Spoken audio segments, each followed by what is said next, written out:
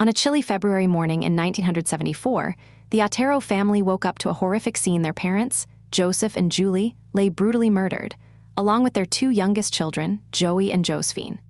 The eldest son, Charlie, and his sister, Carmen, were left shaken but alive. This gruesome quadruple homicide in Wichita, Kansas, marked the beginning of a terrifying reign of terror that would span over 3 decades, earning the perpetrator the moniker of the BTK Killer, or bind, torture, kill. The investigation that followed would be one of the longest and most complex in American history, leaving a trail of unanswered questions and a community gripped by fear. The core mystery surrounding the BTK Killer was not just the brutality of the crimes, but the complete lack of motive or connection between the victims. The Otero family seemed like an ordinary, all-American family, with no apparent enemies or secrets that could have led to such a heinous act. As the police delved deeper into the case, they discovered a cryptic letter sent to the local newspaper, claiming responsibility for the murders and signed with the initials BTK. This was a chilling revelation, as it became clear that the killer was not only calculating, but also eager to taunt the authorities and the public. The question on everyone's mind was, who was this monster, and how could he strike with such precision and impunity? As the years went by, the BTK Killer continued to claim more victims, always leaving behind a signature of bondage and torture. The murders seemed to be spaced out randomly, with no discernible pattern or connection between the victims. The police were baffled, and the community was on edge, wondering when and where the killer would strike next. But that wasn't the strangest part. The BTK Killer seemed to have a fascination with the media and the investigation itself, often sending letters and cryptic messages to the police and the local newspapers. This cat-and-mouse game would become a hallmark of the case, with the killer always seeming to be one step ahead of the authorities. One of the most intriguing aspects of the BTK Killer's modus operandi was his ability to blend in with his surroundings. He was a ghost, a phantom who seemed to appear and disappear at will, leaving behind only the faintest of trails. The police would later discover that the killer was, in fact, a respected member of the community, with a wife and children, and a reputation as a devout churchgoer.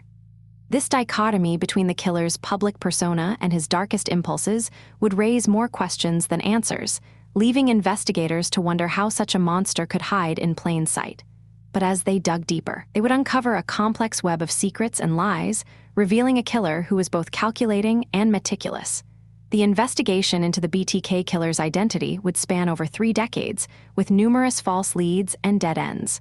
The police would follow up on countless tips, only to find themselves back at square one. But the killer's own arrogance would eventually prove to be his downfall.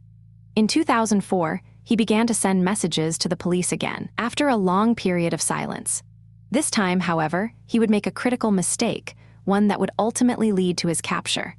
But that's not the most shocking part. The revelation of the killer's true identity would stun the community, leaving everyone to wonder how such a monster could have hidden in their midst for so long.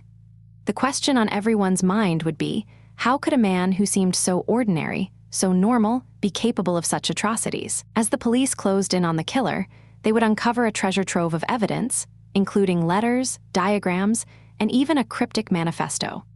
The BTK Killer's own words would provide a chilling insight into his twisted mind, revealing a deep-seated desire for control and domination. But the most disturbing aspect of the case would be the killer's own lack of remorse, his complete inability to understand the gravity of his actions. This would raise fundamental questions about the nature of evil and whether such a monster could ever be truly understood. But that's a question for later. For now, the focus would be on bringing the killer to justice and uncovering the truth behind the BTK Killer's twisted mind. The BTK Killer's eventual capture would be a testament to the dedication and perseverance of the investigators, who had spent years tracking down every lead, every tip, and every hint. The killer's own downfall would be a result of his own hubris, his own desire for attention and notoriety. But as the community breathed a collective sigh of relief, they would also be left to grapple with the aftermath of the killer's actions. The survivors of the BTK Killer's attacks would be left to pick up the pieces, to try and rebuild their lives after the trauma they had endured. And the community would be left to wonder, how could such a monster have been hiding in their midst for so long? The answer, much like the killer himself, would be complex, multifaceted, and deeply disturbing. As the investigation into the BTK killer's crimes continued, the police would uncover a dark and twisted world, a world of bondage and torture, of control and domination. The killer's own words would provide a glimpse into this world, a world that was both fascinating and repulsive. The question on everyone's mind would be, how could such a world exist, hidden in plain sight in the heart of America? The answer would be a complex one, involving a deep-seated desire for control, a need for domination, and a complete lack of empathy. But that's not the most disturbing part. The most disturbing part would be the realization that such a world could exist, and that such a monster could be hiding in plain sight, waiting to strike. The BTK killer's case would raise fundamental questions about the nature of evil, about the human psyche, and about the darkness that lurks within us all. It would be a reminder that monsters are not just the stuff of fiction, but can be found in the most ordinary of places, hiding behind a mask of normalcy. The case would also highlight the importance of perseverance, of dedication, and of the unwavering commitment to justice. The investigators who worked on the case would be hailed as heroes, their work a testament to the power of human determination.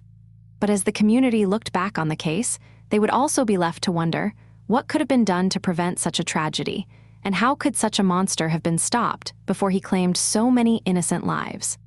As the story of the BTK killer continues to unfold, it would become clear that this was a case like no other, a case that would push the boundaries of human understanding and challenge our perceptions of good and evil. The killer's own words would provide a glimpse into a twisted mind, a mind that was both fascinating and repulsive.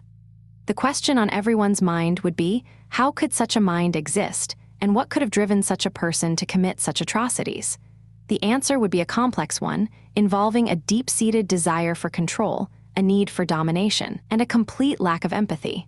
But that's not the most disturbing part. The most disturbing part would be the realization that such a mind could exist, and that such a monster could be hiding in plain sight, waiting to strike.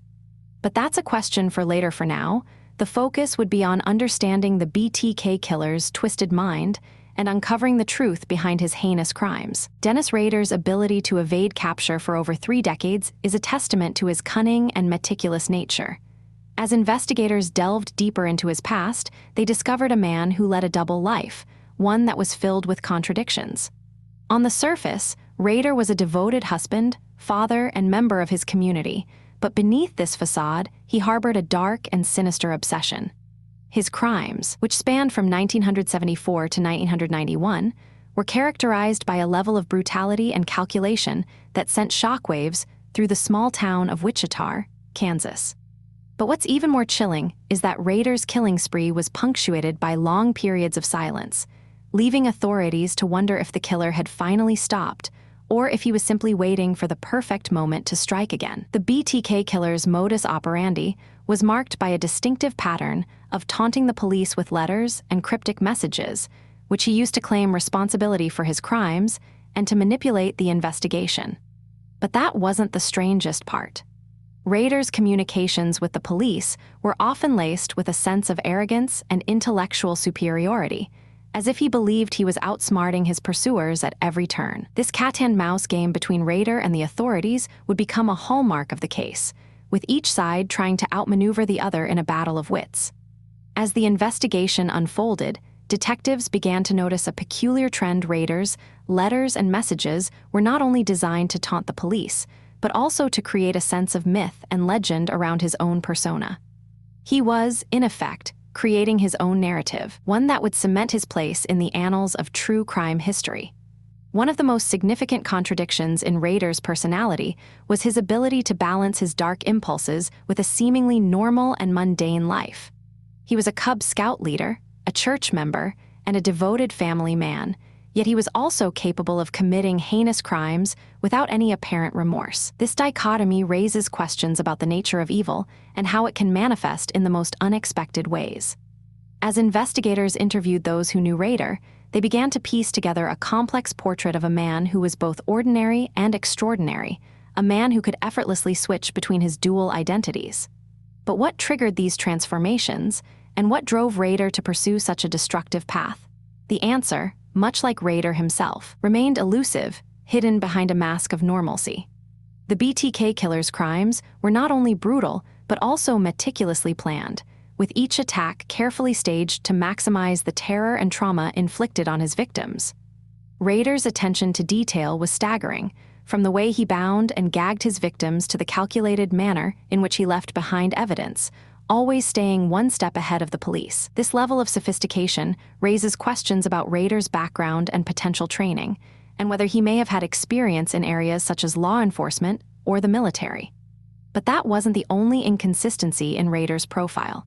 As detectives dug deeper, they discovered a man who was both highly intelligent and strangely naive, a man who could effortlessly manipulate the police, but also made rookie mistakes that nearly led to his capture. This paradox would become a recurring theme in the investigation, as authorities struggled to reconcile the contradictions in Rader's personality. The investigation into the BTK killer's crimes was marked by a series of twists and turns, each one leading to a new dead end or a fresh lead. In 1979, the police received a cryptic letter from Rader, in which he claimed responsibility for the murders and provided a detailed description of his methods. But the letter also contained a chilling warning. Rader vowed to continue killing until he was caught, and he taunted the police with his ability to evade capture. This letter would become a turning point in the case, as it marked a shift in Rader's behavior from a series of random attacks to a more calculated and sinister game of cat and mouse. As the years went by, the police would receive several more letters and messages from Rader, each one designed to taunt and manipulate them. But what the police didn't know was that Rader's communications were not just about bragging about his crimes, they were also a desperate cry for attention, a plea for recognition from a man who felt increasingly isolated and alone. The BTK killer's ability to manipulate the investigation was not limited to his letters and messages. He also used his knowledge of the police procedures and forensic techniques to cover his tracks and avoid detection. Rader's crimes were characterized by a lack of evidence, and the police were often left with few leads to pursue. But that wasn't the only challenge they faced. The investigation was also hindered by a lack of resources and a turf war between different law enforcement agencies. The FBI, the Kansas Bureau of Investigation, and the Wichita Police Department all had a stake in the case, but they often worked at cross purposes, duplicating efforts and missing opportunities. As the years went by, the investigation became increasingly frustrated, and the police were no closer to catching the killer. But then, in 2004, something unexpected happened. Rader resurfaced, and the case took a dramatic turn. The break in the case came when Rader sent a floppy disk to the police, which contained a cryptic message and a series of cryptic clues. The disk was a surprise, not just because it was a new form of communication from Rader, but also because it contained a hidden message that would ultimately lead to his downfall. The police were able to extract metadata from the disk, which revealed that it had been created on a computer at Rader's church. This was the first concrete lead in years, and it would ultimately prove to be the key to Rader's capture. But as the police closed in on their suspect, they couldn't help but wonder what had driven Rader to make such a mistake. And what did it reveal about his state of mind? The answer, much like Rader himself, remained elusive, hidden behind a mask of normalcy. As the police investigation drew to a close, they began to piece together the events that had led to Rader's capture. The floppy disk had been a turning point, but it was only one part of a larger puzzle. The police had also been tracking Rader's communications, and they had noticed a change in his behavior. He was becoming increasingly reckless, and his messages were becoming more frequent and more brazen. It was as if Rader was taunting the police, daring them to catch him. But why? What was driving this behavior, and what did it reveal about Rader's psyche? The answer would have to wait, as the police prepared to confront the man they had been hunting for so long. But one thing was certain: the capture of the BTK killer would be a moment of reckoning, not just for Rader, but for the entire community that had been terrorized by his crimes. The final act of the BTK killer's twisted drama was about to unfold, and it would be a moment of truth for everyone involved. The police had their suspect, but they still had to prove his guilt, and they had to understand the motivations behind his crimes. Rader's capture would raise more questions than answers, and it would challenge everything that the police thought they knew about the case. But as the curtains closed on this chapter of the investigation, one thing was clear: the BTK killer's reign of terror was finally over, and justice would be served. But the question still lingered: what had driven Rader to commit such heinous crimes, And what did it reveal about the darker aspects of human nature? The answer would have to wait, as the police delved deeper into the mind of the BTK killer and uncovered the secrets that had driven him to commit such atrocities.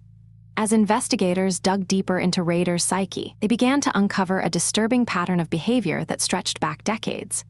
It appeared that Rader's obsession with bondage and control had begun at a relatively young age, with some reports suggesting he had started experimenting with self-bondage and fantasy, role-playing as early as his teenage years.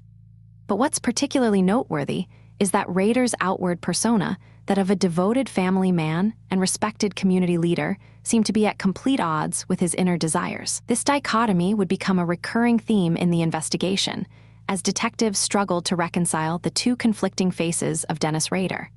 The more police learned about Rader's background, the more they realized that his actions were not those of a typical serial killer.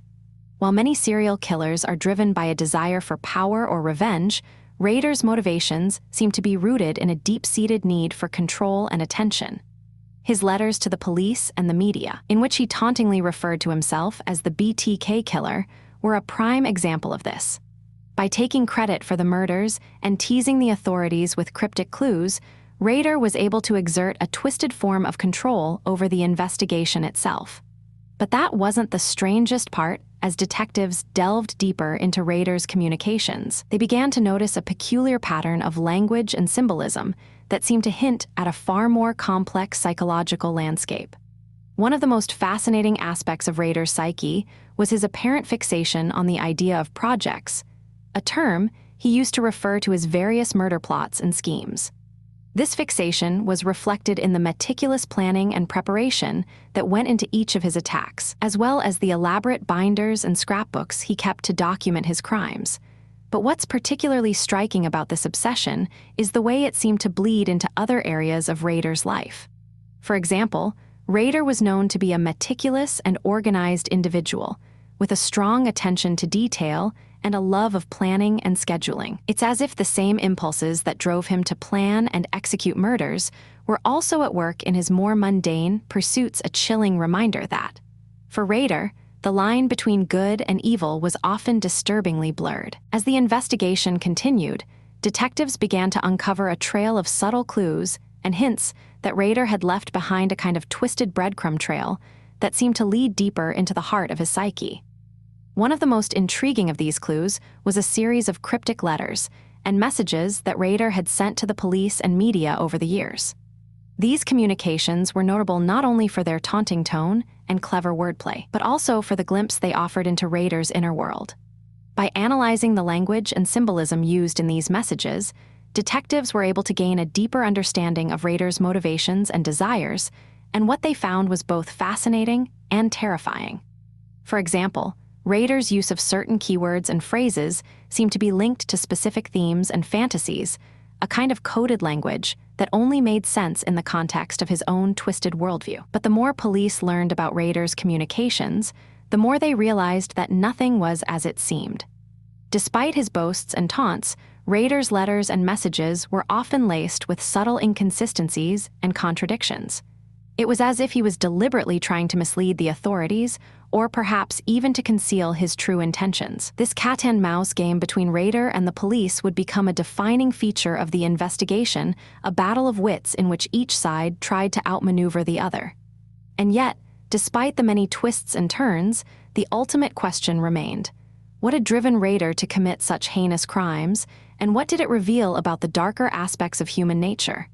The answer, it seemed, was still waiting to be uncovered, hidden behind a complex web of motivations and desires that only Rader himself could fully understand.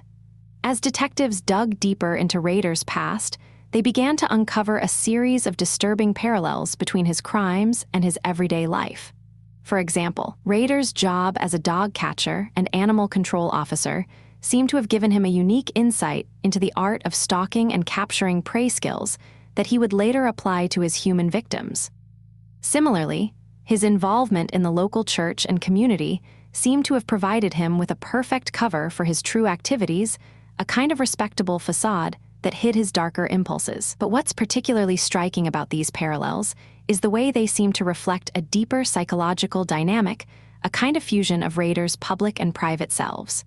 It was as if the same impulses that drove him to commit murder were also at work in his more mundane pursuits, a chilling reminder that, for Rader, the line between good and evil was often disturbingly blurred. The more police learned about Rader's background, the more they realized that his crimes were not just the result of a twisted desire for control and attention, but also a product of a deeper psychological trauma. Rader's childhood, it seemed, had been marked by a series of disturbing events and experiences that had left a lasting impact on his psyche. For example, his relationship with his parents had been strained and distant, a kind of emotional coldness that seemed to have left Rader feeling isolated and alone. Similarly, his experiences in school had been marked by bullying and social isolation, a kind of outsider status that seemed to have fueled his desire for revenge and attention. But that wasn't the strangest part. As detectives delved deeper into Rader's past, they began to notice a series of strange and unexplained events that seemed to hint at a far more complex psychological landscape. It was as if Rader's crimes were not just the result of a twisted desire for control and attention, but also a product of a deeper, more primal urge, one that seemed to be driven by a desire to confront and overcome the traumas of his past. As the investigation continued, detectives began to piece together a detailed timeline of Rader's crimes, a kind of chronology of horror that seemed to reveal the full extent of his twisted desires. From the brutal murder of the Otero family in 1974 to the final, desperate killing of Dolores Davis in 1991, Rader's crimes seemed to be linked by a common thread, a kind of obsessive desire for control and attention that seemed to drive him to commit increasingly heinous acts. But what's particularly striking about this timeline is the way it seemed to reflect a deeper psychological dynamic, a kind of escalation of violence and desire that seemed to be driven by Rader's own inner demons. It was as if the same impulses that had driven him to commit murder in the first place were also at work in his later crimes, a kind of twisted feedback loop that seemed to fuel his desire for control and attention. The more police learned about Rader's crimes, the more they realized that his actions were not just the result of a twisted desire for control and attention, but also a product of a deeper, more complex psychological landscape. Rader's use of bondage and torture, for example, seemed to be linked to a specific set of fantasies and desires, a kind of twisted worldview that seemed to be driven by a desire for domination and control. Similarly, his use of cryptic letters and messages seemed to be linked to a desire for attention and notoriety, a kind of twisted need for validation that seemed to drive him to commit increasingly heinous acts. But what's particularly striking about these desires is the way they seem to reflect a deeper psychological dynamic, a kind of fusion of Rader's public and private selves. It was as if the same impulses that drove him to commit murder were also at work in his more mundane pursuits, a chilling reminder that, for Rader, the line between good and evil was often disturbingly blurred. As detectives delved deeper into Rader's psyche, they began to uncover a series of disturbing contradictions and paradoxes, a kind of twisted logic that seemed to underpin his actions. On the one hand, Rader seemed to be driven by a desire for control and attention, a kind of twisted need for validation that seemed to fuel his desire for murder. On the other hand, he seemed to be motivated by a deep-seated need for secrecy and anonymity, a kind of twisted desire to remain hidden and unknown. But that wasn't the strangest part. As detectives analyzed Rader's communications and behaviors, they began to notice a series of subtle inconsistencies and contradictions that seemed to hint at a far more complex psychological landscape. It was as if Rader's actions were not just the result of a twisted desire for control and attention, but also a product of a deeper, more primal urge, one that seemed to be driven by a desire to confront and overcome the traumas of his past. As investigators delved deeper into Rader's psyche, they began to uncover a disturbing pattern of behavior that spanned decades. It appeared that Rader's desire for control and attention was not only limited to his serial killings, but also extended to his personal and professional life. He was known to be a strict and demanding figure, often using his charisma and intelligence to manipulate those around him. But beneath this facade of confidence and control, Rader's writings and communications with the police revealed a deep-seated insecurity and need for validation. This contradiction between his public persona and private desires would become a recurring theme in the investigation. As detectives struggled to reconcile the monster, they were hunting with the ordinary-looking family man who lived in plain sight. But that wasn't the strangest part. As Rader's communications with the police continued, he began to drop hints about his own dark past, suggesting that he had been the victim of childhood trauma and abuse. While these claims have never been fully substantiated, they do raise important questions about the role of trauma in shaping Rader's psyche. Was he truly a victim of circumstance, driven to violence by the cruelties of his past? Or was this simply another manipulation tactic, designed to elicit sympathy and attention from his captors? The answer to this question would have significant implications for our understanding of Rader's motivations and the true nature of his crimes. For now, however, it remains a mystery, a tangled web of contradictions and uncertainties that continues to haunt the investigation. As the years passed, Rader's killings became increasingly brutal and sadistic, with each new victim suffering a more horrific fate than the last. The police were baffled by the lack of any discernible pattern or motive, and the public was gripped by fear and uncertainty. But amidst the chaos and confusion, one thing was clear. Rader was always one step ahead, always pushing the boundaries of what was thought possible. He was a master of manipulation, using his intelligence and cunning to stay hidden in plain sight, even as he continued to taunt the police with his cryptic messages and gruesome crimes. And yet, despite his apparent invincibility, Rader's writings and communications reveal a deep-seated fear of being caught, a nagging sense of unease that threatened to consume him at any moment. This fear would ultimately prove to be his downfall, as the police closed in on their suspect and prepared to bring an end to his reign of terror. The investigation into Rader's crimes was a complex and multifaceted one, involving multiple agencies and hundreds of man-hours.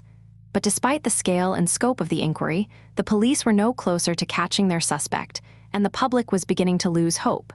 It was as if Rader had vanished into thin air, leaving behind only the faintest hint of his presence. But then, in 2005, something changed. Rader began to communicate with the police once again, this time using a floppy disk to send a cryptic message that would ultimately lead to his downfall. The disk, which was sent to a local television station, contained a series of cryptic files and messages, including a provocative challenge to the police to catch him.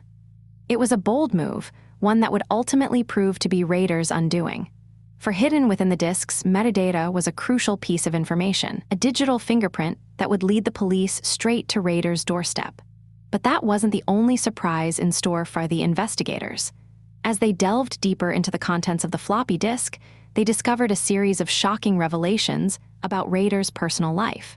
It turned out that he was not only a serial killer, but also a devoted husband and father, a man who had managed to balance his dark desires with a seemingly ordinary suburban existence. This juxtaposition of light and dark, of good and evil, would raise important questions about the nature of Rader's psyche and the true extent of his depravity. Was he a monster, driven by a desire for destruction and chaos, or was he something more complex, a flawed and multifaceted individual who was capable of both good and evil? The answer to this question would have significant implications for our understanding of Rader's crimes and the true nature of his twisted mind. As the police closed in on their suspect, they were met with a mixture of shock and relief. Rader, the man who had terrorized a community for decades, was finally behind bars, his reign of terror at an end. But as the dust settled and the true extent of his crimes became clear, a new and more complex picture began to emerge. Rader, it seemed, was not just a serial killer, but a product of his environment, a man who had been shaped by a combination of genetic and environmental factors. His childhood, marked by trauma and abuse, had set him on a path of destruction, one that would ultimately lead him to commit some of the most heinous crimes in American history. And yet, despite the horrors he had perpetrated, Rader remained a deeply human figure, a complex and multifaceted individual who was capable of both good and evil. This paradox, this contradictory mix of light and dark, would be the defining feature of Rader's legacy, a reminder that even the most monstrous individuals are capable of unexpected depths and complexities. The midpoint in the Rader investigation came when the police finally discovered his true identity. It was a moment of profound shock and relief, as the mystery that had haunted the community for so long was finally solved. Rader, the man who had committed such atrocities, was not a monster or a ghost, but a flesh-and-blood human being, with a name, a face, and a history. This revelation would change everything, reframing the investigation and raising new questions about the nature of Rader's crimes. It was no longer just a matter of catching a serial killer, but of understanding the complex psychological and environmental factors that had driven him to commit such heinous acts. And as the police delved deeper into Rader's past, they began to uncover a disturbing pattern of behavior, one that would challenge everything they thought they knew about the mind of a serial killer. As the investigation continued, the police began to piece together the events of Rader's life, from his troubled childhood to his eventual capture.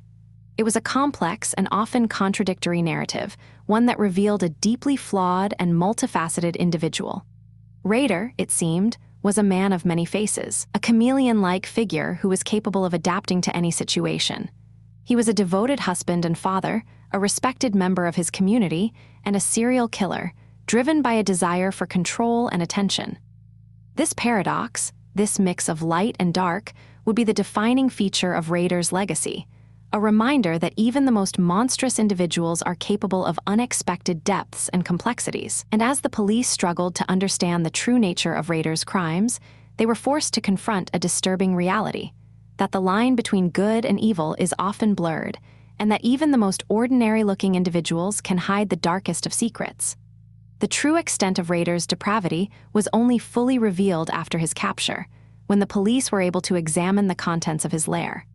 It was a shocking and disturbing discovery, one that revealed a depth of sickness and depravity that few could have imagined. Rader, it seemed, had been leading a double life, one that was marked by a desire for control and attention. He had used his charisma and intelligence to manipulate those around him, hiding his true nature behind a mask of charm and charisma. But beneath this facade, Rader was a monster, driven by a desire for destruction and chaos. This contradiction, this mix of light and dark, would be the defining feature of Rader's legacy, a reminder that even the most ordinary-looking individuals can hide the darkest of secrets. And as the police struggled to understand the true nature of Rader's crimes, they were forced to confront a disturbing reality: that the line between good and evil is often blurred, and that even the most monstrous individuals are capable of unexpected depths and complexities. As investigators delved deeper into Rader's psyche, they began to uncover a complex web of contradictions that defined his dual life. On one hand, he was a devoted husband and father, a pillar of his community, and a leader in his church. On the other, he was a calculating serial killer, driven by a twisted desire for control and attention. This dichotomy raised fundamental questions about the nature of evil and how it can manifest in the most unexpected ways. The police were faced with the daunting task of reconciling these two personas, and as they dug deeper, they discovered that Rader's contradictions were not just limited to his personal life. His crimes, too, were marked by a series of bizarre and seemingly inexplicable contradictions. For instance, Rader would often take great care to arrange his victims' bodies in meticulous poses, only to later claim that he had no memory of doing so. This lack of recollection was not just limited to the specifics of his crimes, but also extended to his motivations. In his confessions, Rader would often express a deep sense of remorse and regret, only to later justify his actions as necessary for his own twisted desires. This paradoxical behavior has led many to speculate about the true extent of Rader's psychological manipulation and whether he was truly in control of his actions. But that wasn't the most disturbing aspect of his behavior. As the investigation continued, it became clear that Rader's crimes were not just the result of a twisted desire for control, but also a desperate cry for attention. Throughout his life, Rader had struggled with feelings of inadequacy and insecurity, stemming from a troubled childhood and a deep-seated need for validation. His crimes, in many ways, were a twisted attempt to assert his power and dominance over the world around him. But what's even more chilling is that Rader's desire for attention was not limited to his crimes. He would often insert himself into the investigation, sending cryptic letters and messages to the police, all in an effort to taunt them and assert his intellectual superiority. This cat-and-mouse game would go on for years, with Rader always staying one step ahead of the authorities. The letters and messages sent by Rader are a fascinating, yet disturbing aspect of the case. They provide a unique glimpse into the mind of a serial killer, and reveal a level of sophistication and cunning that is both impressive and terrifying. But what's even more remarkable is that Rader's communications with the police were not just limited to taunts and boasts. He would often include cryptic clues and hints, all designed to lead the police on a wild goose chase. This behavior has led many to speculate about the true extent of Rader's intelligence and cunning, and whether he was truly a mastermind or simply a lucky individual who managed to evade capture for so long. But one thing is certain: Rader's ability to manipulate the investigation and toy with the police was a key factor in his ability to remain at large for so long. As the years went by, the police became increasingly frustrated with their inability to catch Rader. Despite the many leads and tips, they seemed no closer to apprehending the killer. It was as if Rader had a sixth sense, always staying one step ahead of the authorities. But that wasn't the only factor at play. The police were also hindered by their own limitations and biases, which often led them to overlook crucial evidence and misinterpret the clues that Rader had left behind. This combination of Rader's cunning and the police's mistakes would ultimately prove to be a deadly combination, allowing the killer to remain at large for over 3 decades. And yet, despite the many failures and setbacks, the police never gave up. They continued to pursue Rader with dogged determination, driven by a fierce commitment to justice and a desire to bring an end to the killer's reign of terror. The break in the case would finally come in 2005, when Rader sent a floppy disk to the police that contained a cryptic message. Unbeknownst to Rader, the disk also contained metadata that would ultimately lead to his downfall. The police were able to track the disk to a specific computer, which was later found to be owned by Rader's church. It was a stunning revelation, one that would finally bring an end to the killer's twisted game of cat and mouse. But even as the police closed in on Rader, they couldn't help but feel a sense of unease and awe at the sheer scale of his deception. How had he managed to evade capture for so long? And what other secrets lay hidden behind his mask of normalcy? The answers to these questions would only become clear in the months and years that followed, as Rader's true extent of his crimes and motivations were finally laid bare. As Rader's trial approached, the nation was gripped by a sense of morbid fascination. How could a man who had led such a seemingly ordinary life be capable of such extraordinary evil? The question would haunt the proceedings, as Rader's lawyers attempted to paint a picture of a troubled individual driven by forces beyond his control. But the prosecution would have none of it, arguing that Rader's crimes were the result of a calculated and deliberate choice. The debate would rage on, with Rader himself remaining stubbornly silent, refusing to offer any insight into the workings of his twisted mind. But one thing was certain: the trial would be a watershed moment, one that would finally bring closure to the families of Rader's victims and provide a sense of justice to a community that had been terrorized for so long. The trial itself was a dramatic and intense affair, with Rader's lawyers presenting a defense that was both complex and controversial. They argued that Rader was suffering from a range of psychological disorders, including narcissistic personality disorder and antisocial personality disorder. But the prosecution was quick to counter, arguing that Rader's actions were the result of a deliberate and calculated choice, rather than any underlying psychological condition. The debate would rage on, with both sides presenting their case to the court. But in the end, it was Rader's own words that would prove to be his downfall. In a stunning statement, he would finally confess to his crimes and express a deep sense of remorse for the pain and suffering he had caused. It was a moment of raw emotion, one that would bring a sense of closure to the families of his victims and provide a sense of justice to a community that had been terrorized for so long. As the trial drew to a close, the nation was left to grapple with the implications of Rader's crimes. How could a man who had led such a seemingly ordinary life be capable of such extraordinary evil? The question would haunt the proceedings and would continue to haunt the nation long after the trial was over. But one thing was certain: Rader's case would serve as a stark reminder of the dangers of complacency and the importance of vigilance in the face of evil. It would also raise fundamental questions about the nature of justice and the appropriate punishment for those who commit such heinous crimes. The debate would rage on, with no easy answers in sight. But as the nation struggled to come to terms with the reality of Rader's crimes, one thing was clear: the legacy of the BTK killer would be a lasting one, a reminder of the darkest aspects of human nature and the importance of confronting evil head-on. As the dust settled on Rader's conviction, investigators began to sift through the evidence, searching for clues that might explain the motivations behind his heinous crimes. One of the most intriguing aspects of the case was Rader's ability to lead a double life, presenting himself as a respectable member of his community while secretly harboring a dark and sinister persona.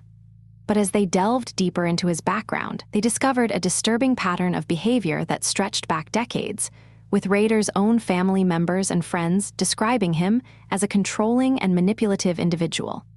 This revelation raised more questions than answers, as it became clear that Rader's crimes were not just the result of a twisted fantasy, but also a product of a deeply troubled psyche. The more investigators learned about Rader's past, the more they realized that his transformation into the BTK killer was not a sudden or unexpected event, but rather the culmination of a long and complex process. Rader's own writings, which included a series of cryptic letters and poems, offered a glimpse into his warped mindset, revealing a deep-seated obsession with bondage, torture, and murder.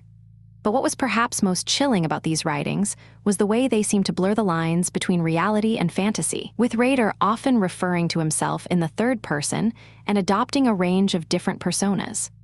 This dissociation from his own identity was a classic symptom of a dissociative disorder, and it raised important questions about the role of mental illness in Rader's crimes. But that wasn't the strangest part. As investigators dug deeper, they discovered that Rader had actually been diagnosed with a range of mental health issues, including narcissistic personality disorder and obsessive-compulsive disorder, yet he had never received any meaningful treatment.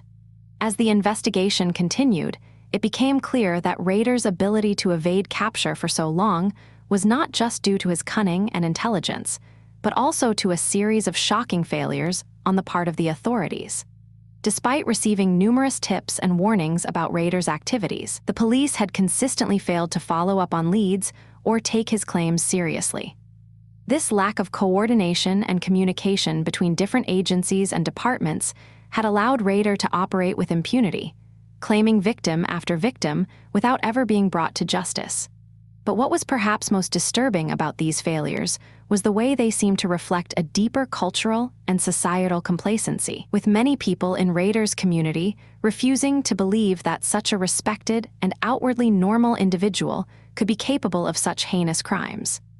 This willful blindness had allowed Rader to hide in plain sight, and it raised important questions about the role of denial and ignorance in enabling his actions. One of the most significant revelations to emerge from the investigation was the extent to which Rader had been able to manipulate and control those around him, including his own family members and friends. His wife, Paula, had been completely unaware of his secret life, and had even helped him to destroy evidence and cover his tracks on several occasions.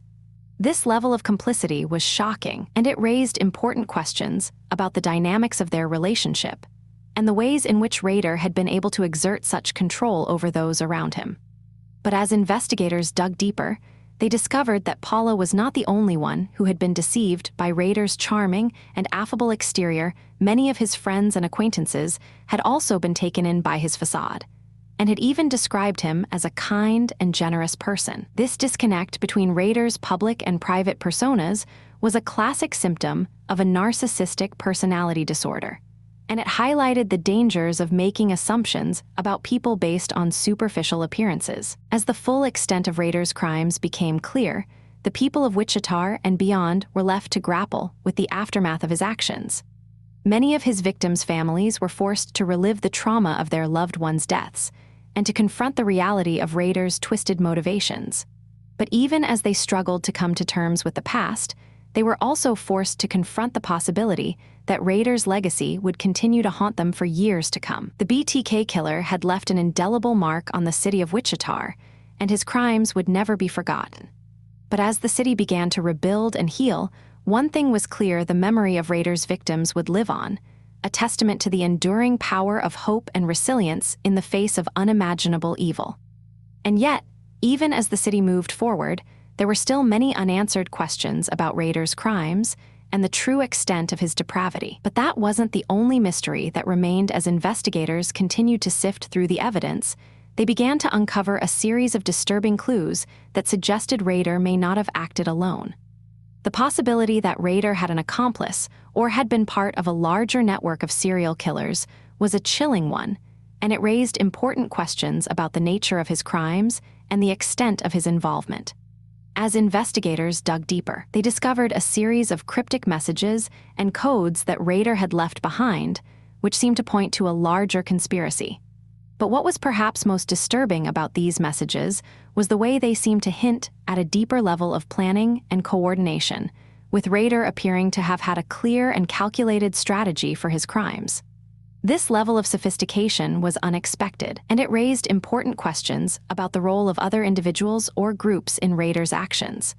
But as the investigation continued, it became clear that the truth about Rader's crimes was far more complex and nuanced than anyone could have imagined, and that the legacy of the BTK killer would continue to haunt and fascinate us for years to come. The more that was learned about Rader's crimes, the more it became clear that his actions had been motivated by a deep-seated desire for control and power. His use of bondage and torture had been a means of exerting dominance over his victims, and his letters and poems had been a way of taunting the authorities and asserting his own superiority. But what was perhaps most disturbing about this desire for control was the way it seemed to reflect a deeper societal obsession with power and dominance. Rader's crimes had been a product of a twisted and warped mindset, but they had also been enabled by a culture that often prioritized the interests of the powerful over the vulnerable. This was a sobering realization, and it raised important questions about the ways in which we can work to prevent similar crimes from occurring in the future. But as the investigation drew to a close, one thing was clear: the legacy of the BTK killer would be a lasting one, a reminder of the dangers of unchecked power and the importance of protecting the most vulnerable members of our society. As the people of Wichita and beyond reflected on the lessons of the BTK case, they were forced to confront the reality of a world in which evil can exist in plain sight. Rader's crimes had been a shocking reminder of the darkness that lurks within human nature and the dangers of making assumptions about people based on superficial appearances. But even as they grappled with the aftermath of his actions, they were also forced to confront the possibility that there may be other serial killers like Rader out there, waiting to strike. This was a chilling thought, and it raised important questions about the ways in which we can work to prevent similar crimes from occurring in the future. But as the city began to heal and rebuild, one thing was clear: the memory of Rader's victims would live on, a testament to the enduring power of hope and resilience in the face of unimaginable evil. And as the investigation continued to uncover new clues and new evidence, it became clear that the truth about Rader's crimes was far more complex and nuanced than anyone could have imagined, and that the legacy of the BTK killer would continue to haunt and fascinate us for years to come. The BTK case had been a sobering reminder of the dangers of serial killers and the importance of vigilance and awareness. But as the city of Wichita moved forward, it was also clear that the case had raised important questions about the nature of evil and the human condition. Rader's crimes had been a product of a twisted and warped mindset, but they had also been enabled by a culture that often prioritized the interests of the powerful over the vulnerable. This was a complex and nuanced issue, and it would require a thoughtful and considered response. But as the people of Wichita and beyond reflected on the lessons of the BTK case, they were forced to confront the reality of a world in which evil can exist in plain sight and the importance of protecting the most vulnerable members of our society. And as they worked to rebuild and heal, they were also forced to confront the possibility that there may be other serial killers like Rader out there, waiting to strike. But that wasn't the only challenge they faced as the city moved forward. It was also clear that the legacy of the BTK killer would continue to haunt and fascinate us for years to come, a reminder of the dangers of unchecked power and the importance of confronting evil head-on. As the years passed, the people of Wichita struggled to come to terms with the fact that one of their own, a respected member of the community, had been hiding in plain sight, leading a double life of unspeakable horror. The case of Dennis Rader, the BTK killer, raised fundamental questions about the nature of evil and how it can manifest in the most ordinary of people. It also highlighted the darker aspects of human psychology, where a person can compartmentalize their thoughts and actions to the point of living a completely separate life, unknown to those around them. But what was perhaps most disturbing was the way Rader used his position of trust and respect within the community to further his own twisted desires, leaving a trail of devastation and grief in his wake. The investigation into Rader's crimes was one of the most extensive and complex in American history, involving thousands of man-hours and countless pieces of evidence. Yet, despite the overwhelming proof of his guilt, Rader himself remained an enigma, a puzzle that even the most experienced psychologists and criminologists found difficult to fully understand.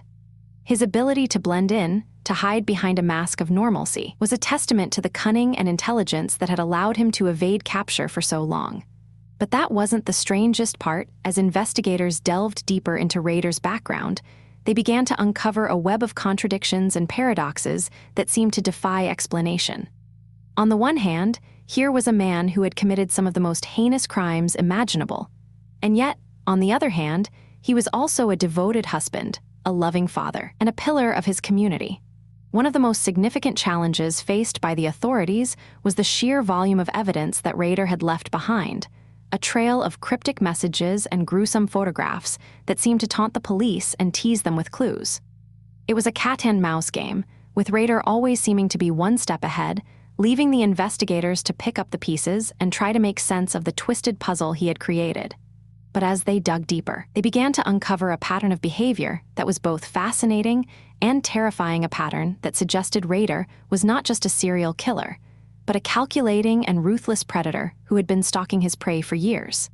The question on everyone's mind was, how many other victims were out there, waiting to be discovered, and would the authorities ever be able to bring closure to the families of those who had been lost? As the city of Wichita began to heal and move forward, the legacy of the BTK killer continued to cast a long shadow, a reminder of the darkness that lurked beneath the surface of even the most ordinary-seeming communities. It was a sobering thought, one that raised fundamental questions about the nature of evil and how it can be prevented. Could it be that there were other serial killers out there, waiting to strike, or was Dennis Rader a unique case, a one-off who had managed to evade capture for so long due to a combination of luck and circumstance? The answer, much like the mind of the BTK killer himself, remained a mystery, a complex web of motivations and desires that may never be fully understood. But that wasn't the only mystery that surrounded Rader as investigators continued to study his case. They began to uncover a series of bizarre and unexplained coincidences that seemed to link him to other serial killers, raising the possibility that he may not have been acting alone.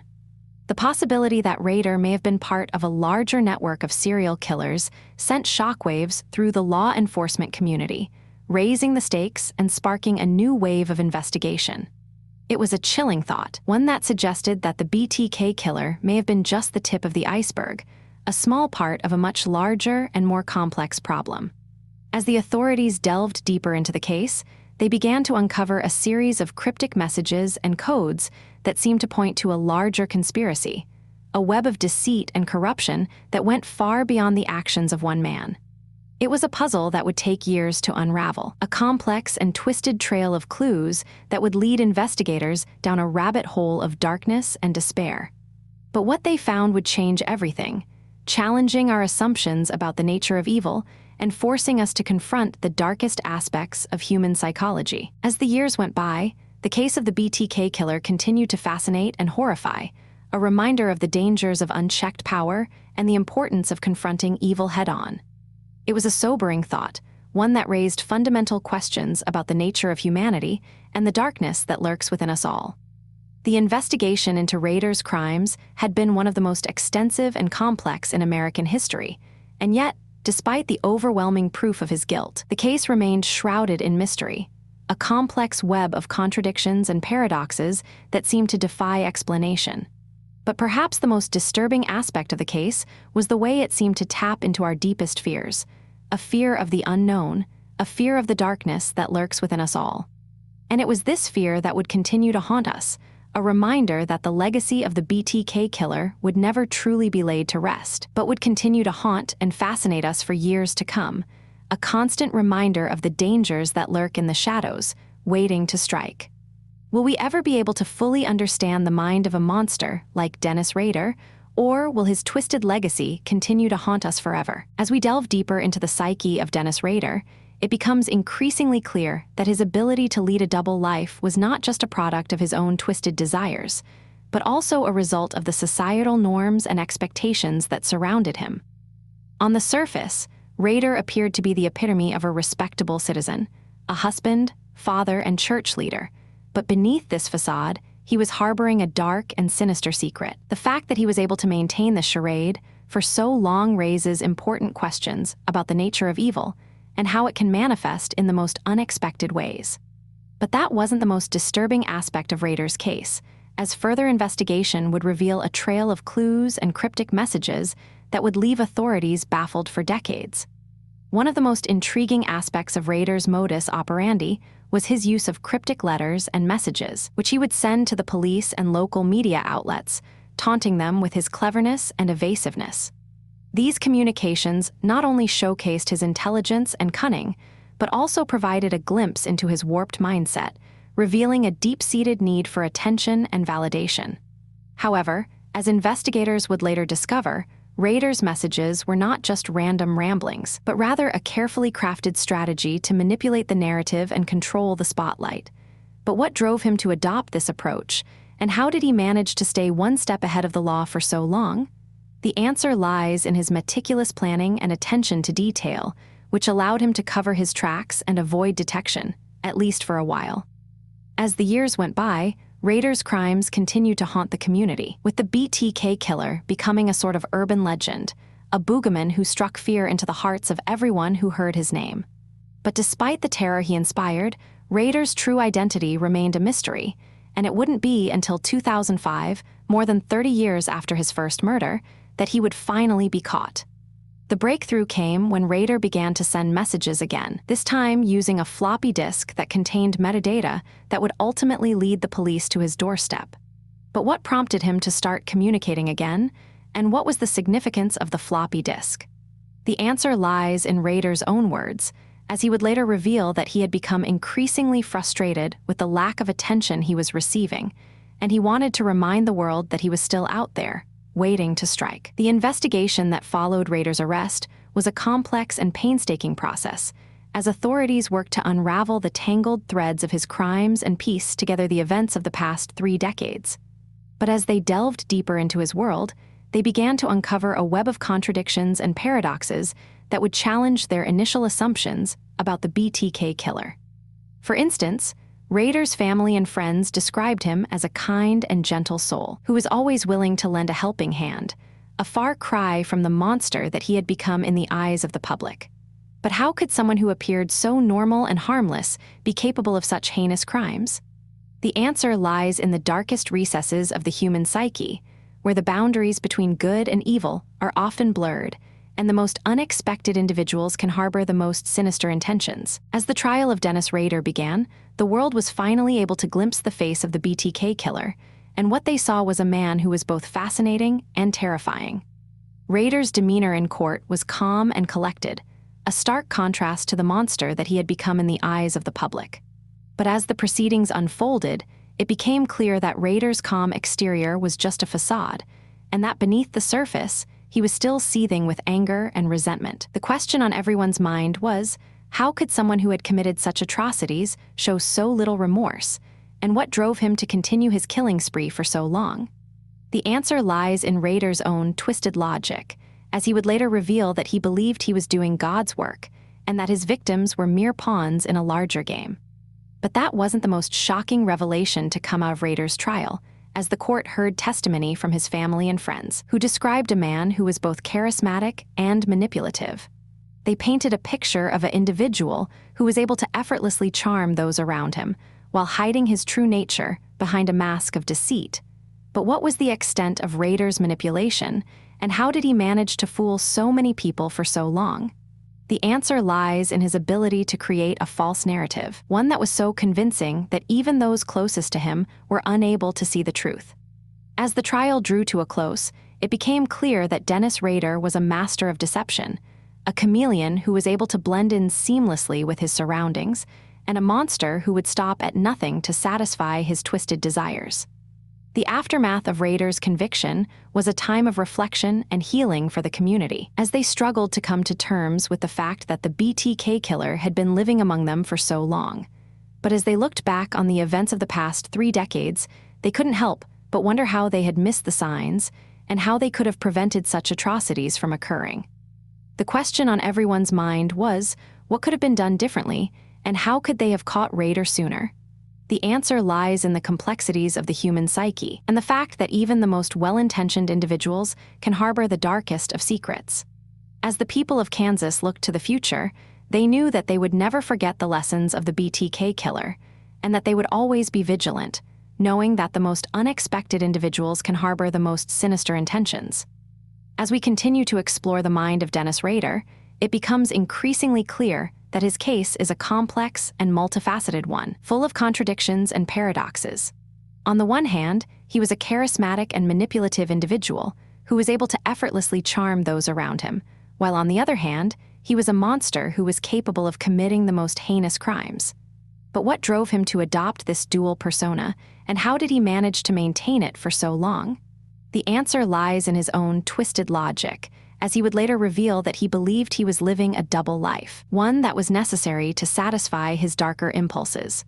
But that wasn't the only factor at play, as Rader's upbringing and environment also played a significant role in shaping his worldview and informing his actions. The more we learn about Dennis Rader, the more we realize that his case is not just a simple story of good versus evil, but rather a complex and nuanced exploration of the human psyche. It is a reminder that even the most well-intentioned individuals can harbor the darkest of secrets, and that the most unexpected individuals can be capable of the most sinister actions. As we struggle to understand the mind of the BTK killer, we are forced to confront our own darker impulses and to ask ourselves what drives us to commit such atrocities. The answer lies in the depths of the human heart, where the boundaries between good and evil are often blurred, and the most unexpected individuals can harbor the most sinister intentions. But that's not the only question that remains unanswered, as the case of Dennis Rader continues to raise more questions than it answers, leaving us to ponder the complexities of the human psyche and the darkness that lurks within. As the years go by, the legend of the BTK killer continues to grow, with Dennis Rader becoming a sort of twisted icon, a symbol of the darkness that lurks within us all. But what does his legacy say about us as a society, and how do we respond to the fact that such monsters can exist among us? The answer lies in our own ability to confront the darkness within ourselves and to acknowledge the complexities of the human psyche. As we look to the future, we know that we will never forget the lessons of the BTK killer, and that we will always be vigilant, knowing that the most unexpected individuals can harbor the most sinister intentions. But that's not the only takeaway from Rader's case, as his story also serves as a reminder of the importance of empathy and understanding, and the need to look beyond the surface level to truly comprehend the complexities of the human heart. The story of Dennis Rader is a complex and multifaceted one, full of twists and turns that continue to fascinate and terrify us to this day. As we delve deeper into his world, we are forced to confront the darkness that lurks within us all, and to ask ourselves what drives us to commit such atrocities. The answer lies in the depths of the human heart, where the boundaries between good and evil are often blurred, and the most unexpected individuals can harbor the most sinister intentions. But as we struggle to understand the mind of the BTK killer, we are also reminded of the importance of compassion and empathy, and the need to look beyond the surface level to truly comprehend the complexities of the human psyche. As the case of Dennis Rader continues to unfold, we are left to ponder the mysteries of the human heart and the darkness that lurks within us all, a reminder that the most unexpected individuals can be capable of the most sinister actions, and that the line between good and evil is often blurred. As we reflect on the case of Dennis Rader, we are forced to confront the fact that the most unexpected individuals can harbor the most sinister intentions, and that the line between good and evil is often blurred. But what does this say about us as a society, and how do we respond to the fact that such monsters can exist among us? The answer lies in our own ability to confront the darkness within ourselves and to acknowledge the complexities of the human psyche. As we look to the future, we know that we will never forget the lessons of the BTK killer, and that we will always be vigilant, knowing that the most unexpected individuals can harbor the most sinister intentions. But that's not the only takeaway from Rader's case, as his story also serves as a reminder of the importance of empathy and understanding, and the need to look beyond the surface level to truly comprehend the complexities of the human heart. As the legend of the BTK killer continues to grow, we are left to ponder the mysteries of the human heart and the darkness that lurks within us all, a reminder that the most unexpected individuals can be capable of the most sinister actions, and that the line between good and evil is often blurred. The case of Dennis Rader is a stark reminder that the most unexpected individuals can harbor the most sinister intentions, and that the line between good and evil is often blurred. As we struggle to understand the mind of the BTK killer, we are forced to confront the darkness that lurks within us all, and to ask ourselves what drives us to commit such atrocities. The answer lies in the depths of the human heart, where the boundaries between good and evil are often blurred, and the most unexpected individuals can harbor the most sinister intentions. But as we delve deeper into the world of Dennis Rader, we are also reminded of the importance of compassion and empathy, and the need to look beyond the surface level to truly comprehend the complexities of the human psyche. As the case of the BTK killer continues to unfold, we are left to ponder the mysteries of the human heart and the darkness that lurks within us all, a reminder that the most unexpected individuals can be capable of the most sinister actions, and that the line between good and evil is often blurred. But that's not the only question that remains unanswered, as the case of Dennis Rader continues to raise more questions than it answers, leaving us to ponder the complexities of the human psyche and the darkness that lurks within. As we continue to explore the mind of Dennis Rader, we are forced to confront the fact that the most unexpected individuals can harbor the most sinister intentions, and that the line between good and evil is often blurred. But what does this say about us as a society, and how do we respond to the fact that such monsters can exist among us? The answer lies in our own ability to confront the darkness within ourselves and to acknowledge the complexities of the human psyche. As we look to the future, we know that we will never forget the lessons of the BTK killer, and that we will always be vigilant, knowing that the most unexpected individuals can harbor the most sinister intentions. But that's not the only takeaway from Rader's case, as his story also serves as a reminder of the importance of empathy and understanding, and the need to look beyond the surface level to truly comprehend the complexities of the human heart. As the legend of the BTK killer continues to grow, we are left to ponder the mysteries of the human heart and the darkness that lurks within us all, a reminder that the most unexpected individuals can be capable of the most sinister actions, and that the line between good and evil is often blurred. But what's even more disturbing is the fact that Rader's case is not an isolated incident, but rather a symptom of a larger problem, one that highlights the need for a more nuanced understanding of the human psyche and the darkness that lurks within. The story of Dennis Rader is a complex and multifaceted one, full of twists and turns that continue to fascinate and terrify us to this day. As we delve deeper into his world, we are forced to confront the darkness that lurks within us all, and to ask ourselves what drives us to commit such atrocities. The answer lies in the depths of the human heart, where the boundaries between good and evil are often blurred, and the most unexpected individuals can harbor the most sinister intentions. But as we struggle to understand the mind of the BTK killer, we are also reminded of the importance of compassion and empathy, and the need to look beyond the surface level to truly comprehend the complexities of the human psyche. As the case of Dennis Rader continues to unfold, we are left to ponder the mysteries of the human heart and the darkness that lurks within us all.